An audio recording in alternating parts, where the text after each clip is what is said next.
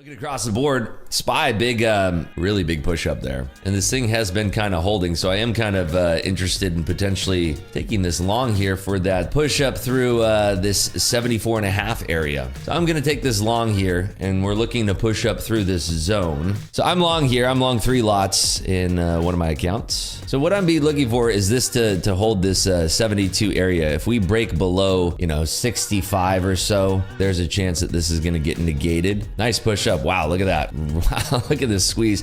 We're going nuts here, folks. What a squeeze. Look at this. Wowzers. Already up 500 bucks. It's on the juice. That'd be great if we could actually hold this for the majority of the day. That'd be ideal. Yeah, really good chance we fill this gap to the top side here, get up towards 305, and start to get a little loose and kooky. So today's agenda, there is nothing happening until 10. At 10, we get the University of Michigan sentiment, the University of Michigan 1-year inflation. That's going to be interesting because that's at 10. That's the only thing we really have here. We have Bostic, who's speaking at 9, Raphael Bostic. So he's going to be speaking right at 9 o'clock this morning. He is a non-voter. There is audience Q&A expected, but a lot of these Fed speakers have been coming out and basically saying, they're not going to comment. Yeah, we've been stair-stepping up since 6:30. Pretty crazy, this extension here. If we're looking at these 15-minute bars here, it's been pretty crazy, and this is a gap I think we created on the hourly. Let me see here. Yeah, this is an hourly value gap here that we created. So we're encroaching into that value gap. We have room all the way up to 305 here, and of course, this could get squeezy all the way up through 305 to 361, and we could even be pushing back up to above the 400 mark today again. I mean, it could happen. What you generally see is that, there's so many people that were short this market, and so when you're seeing this big old move to the downside here, you have to imagine there's a lot of folks. This is a terrible drawing, but there's a lot of folks that are short into that there, and they'll start to panic cover because the timing's not right yet. Everybody wants this market to go down, and that's usually the hardest time to see the market go down, is when everybody wants it to go down. And so it's something to keep in mind when you're trading these markets. What I'm looking at here is that when we have an area like this down here, where we have all these bottoming wicks on the hourly, that to me says that there's a lot of buyers that are interested in that area. And you could be drawing a trend here where something as simple as this, but something like that, where it's going down, down, down. We have that huge breakout to the upside there. You go long on that upside. There's a couple people here in Clubhouse that I was chatting to that took that long. I think Discount in here took that long. What did he make on that? Discount made $3,000 on that. So it's good to have an open mind when you're looking at the charts and looking at the trade, and not trying to give into whatever the broader noise is out there. Other side of this coin is that if we come into this area here, which we are in right now, we start to reject. That would considerably be pretty weak for the market. If we're looking at the retracement here from the high to, let's say that's our low here, we still have room to retrace, but this is only at like almost 40% retracement at the top of that box there. So looking across the board here, we do have a lot of room to the upside. Apple is very, very strong. Nvidia extremely strong. Nvidia and Apple have really been strong lately.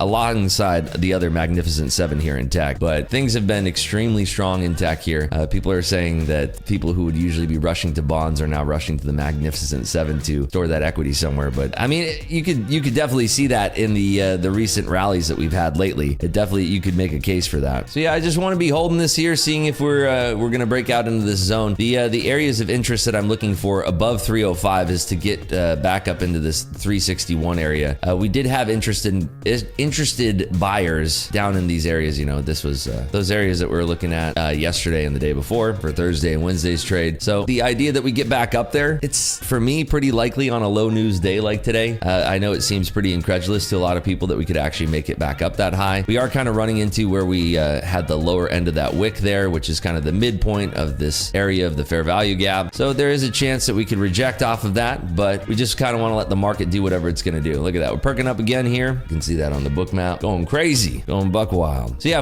if we start to clear up over 305, this thing will get extra squeezy. We've kind of touched into this fair value gap, but it's a big if. We have to see tremendous sell side pressure, because right now we're just kind of seeing a pullback, kind of bottom of the hour. It will be interesting to see the flows at the bottom of the hour. Let's see what the 15-minute chart is looking like here. 15-minute chart, no gaps in the 15-minute in this area here. Actually pretty efficient on the way down. So another area that I'd be watching here potentially be right this area here. Little order flow zone here to the top side. So we'll see if we can entertain that one as well. There we go.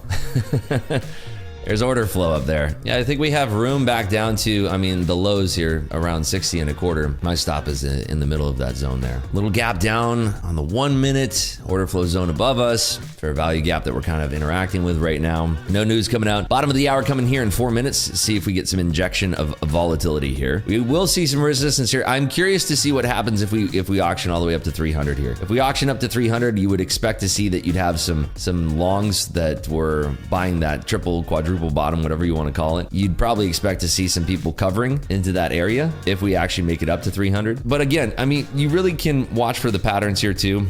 You know, if we see the market kind of, you know, perk up and then we come into these areas and we start to see topping out, we can go much lower today. I mean, we can have that exact pattern happen, no problem. That's happened plenty of times in the past. But if we have buyers that are continually stepping up, you know, they're nonstop stepping up here. We didn't really go all that low, you know. I mean, we barely even encroached. This would be the area that I think that we go into if we go low today. You know, we're gonna stick around in that area. I can't imagine that we'd break 146. It'd be the easiest short in the world if we did, if we're breaking down below 146 there. But I would assume that, you know, if we are gonna go lower, we're gonna chop around in this zone. It's just gonna be a whole bunch of chopping around in this area here, just chopping around back and forth. That's what I would assume, right, for today's price action. But if we have people continually buying, that changes the landscape of things, because if we have people continually buying, we can have a short squeeze intact. And you have to imagine how many people are short up from this area here. A lot of folks are short. You are seeing like these little mini squeezes that keep happening. If we're looking over a book map here, you're seeing these little mini squeezes that keep on happening where we kind of rip up and you're seeing stops getting pop, pop, pop, pop, pop. And then you see people saying, okay, this is a good area to short. Let's short this here, right? So we are pushing up here looking for that 305 pull. We do have some resting liquidity up here at 300. Like I said, you're going to have people that are front running this 300. Apple's super strong right now. SPY's perking up. Tesla's perking up. Nvidia's just off to the races here. Yeah, we are just kind of pushing through this this supply zone here, this overhead supply. I'm really curious to see what's going to happen here up at 300. Apple's super strong here. SPY pushing, Amazon pushing, the Magnificent Seven, a lot of green here. And I think we get super squeezy here over 300. We get mega squeezy. We hit the top of that order flow zone. We definitely hit the top of that order flow zone. So pretty wild here. Can we get or that fair value gap? We're looking to get into that order flow area here, and we are getting squeezy. Apple's just off to the races, by the way. Microsoft perking up a little bit. Tesla's trying to fight to get to that 210 area. So this is a big area here, this 305. We're going to have a lot of folks who are going to be looking to cap on shorts here, but that can also add a lot of fuel to the momentum here to the top side. So keep that in mind. We are squeezing higher here. Do we get juicy above that level? That is the question. This is a big area in the market here, this 305. So we are popping above it temporarily here, only for a hot minute. Order flow zone starts here, the bottom of the zone, about 316. I am considering peeling off a little bit into this push. All right, we're squeezing here. We're up to the 310s now, up $2,000 in this position. Not too shabby, right? Looking good. This is where things are going to get interesting in this order flow zone here. So this is where I want to be looking to potentially peel off a little bit of profit here. So looking to take off one here into the ask. We did perk right above that 310 area. So let's see if we can get this single lot off on the ask here. So got pulled off one on the ask here. We still have two running. Okay, right into the bottom of the order flow zone. This is where I probably want to peel off one more here and then just leave the final lot running for us. Putting one more on the ask. This is what it looks like, by the way. There we go. Filled it. And now let's get our stop in here. There's our stop. Get that puppy right in case Bostic says something that makes our position go haywire here. Look at this. We tapped right into the bottom of the order flow zone. You see that? And go bang. Let's go to the 5 minute. Get really granular. Look at that. Perfect. What we want to see. So we now are protecting our profits here. If we did get a drop towards 300, we would be savoring our profits here. So nice $2,000 trade to kick us off for the morning here. Anybody else in YouTube land or on Discord? Anybody else catch this? Anybody catching this to the long side? This squeezy squeeze. Took profit on two lots. A nice 1435. Nice work there, Boom Cycle. One Man Wolfpack up $1,600. Ricky crushing it. L Short, very nice trade. Hadi says, I wish I did. Trader Page says, I've been with you in this since the beginning. Still in. Nice. Look at you guys. I dipped my toe in with micro. Still have a runner. 283.5. Very nice. I do want to protect my profits a little bit more. I'm going to be a little bit greedy here. I'm going to move my stop rate up to 310. I want to make sure that we are locked and loaded in case Mr. Bostic comes on and he says something untoward towards our position here. And he says something that's going to really wreck us. If he does that, I'll be bummed out, but that's trading for you. We are pushing up higher here. Go back to the 15 minutes so we can see our beautiful drawing here. We are pushing up on our runner here. It looks like we could potentially get 4 figures here on our runner. What a trade. Beautiful, beautiful trade here. Lovely stuff. Came late and scalped the pullback. Thank you. Very nice. Up 235. Thank you. Taking slow with Bullinox. Trailing drawdown sucks. I should just stop trading with Bullinox altogether. Start fresh with Top Step. That's what I'm saying. That's what I'm saying.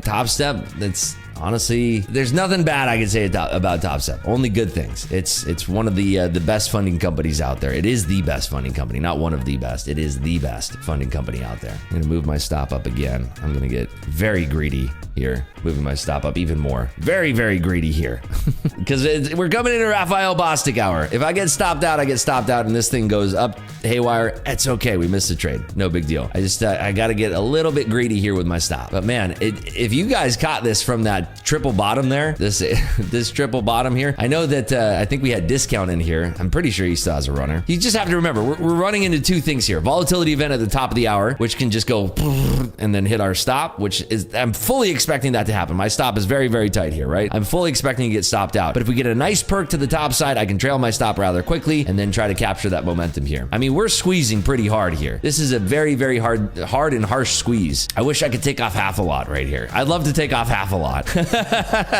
if I could. But that's why I gave up 66% of my position into this push here. And actually, I'm going to move my stop right where I got out on that other one there. So here's what we're working with. Stop at 314.75. And let's see if we get tagged out here. Wish I had a runner, but still take the wins. Great call, brother. Thank you, Papa Bull. Awesome. I'm fully accepting the reality that very likely that at that 9 a.m. hour, which by the way is in 2 short minutes here, I'm fully expecting to get stopped out. Anything that isn't a stop out is a bonus for me. We got our points on this trade. So let's see. We're running into that stop. Is it going to hit it? Does it want to do it? Does it want to dunk? Find out next on the Market Clubhouse YouTube live stream. I mean, pull back at 320. There we go. Stopped out. All right. We're out of the position. So just to give you guys a lay of the land here. Oh, yeah, does the same thing. And there we go. So one account up $1,800, the other up $500 there, both express funded. That's what we're working with today, folks. So up $2,300.